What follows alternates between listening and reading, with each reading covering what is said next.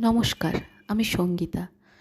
আমি আবার আপনাদের সামনে হাজির হয়ে গেলাম নিম গাছ সম্বন্ধে কিছু বলার জন্য।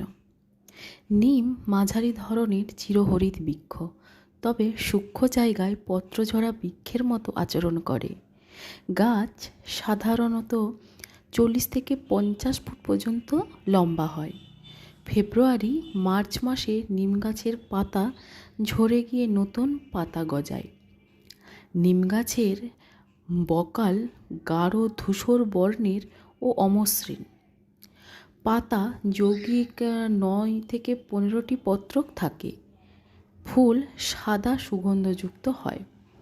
ফল ডিম্বাকৃতি। আমাদের দেশে সাধারণত দেশি জাতির নিম, ঘোড়া বা বকাইন, মহানিম এবং মিঠে নিম, এই 4 প্রকারের নিম পাওয়া যায়। নিম গাছের ব্যবহারের অংশ: পাতা, ছাল, ফল, বীজ ও নিমের তেল, এক কথায় নিমের সমস্ত অংশই ব্যবহার করা হয়। কোন কোন অংশ কিভাবে ব্যবহার করা হয় জেনে নিন। 1. ছালের রস 25 থেকে 30 ফোঁটা কাঁচা দুধের সাথে মিশিয়ে খেলে স্বপ্নদোষ হয় না। 2. বমি আসতে থাকলে নিম পাতার রস 5 থেকে 6 ফোঁটা দুধ বা জলসহ খাওয়ালে বমি প্রশমিত হয়।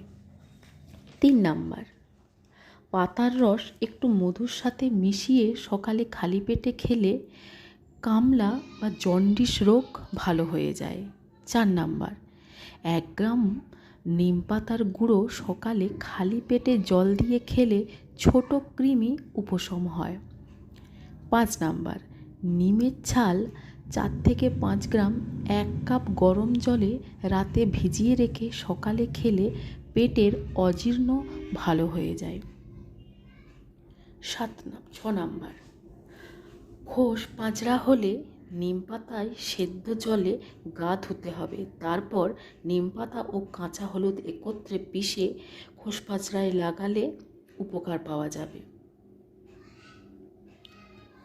7 নাম্বার, পিত্তদোষে প্রতিদিন 1 তোলা পরিমাণ নিমের কাত খেলে 1 সপ্তাহের মধ্যেই পিত্তজনিত যেসব দোষ হয় দূর হবে। 8 নাম্বার, নিম পাতা ও কাঁচা হলুদ বেটে বসন্তের কুটিতে প্রলেপ দিলে বসন্ত শুকিয়ে যায়। এইসব আপনারা উপকার পাবেন।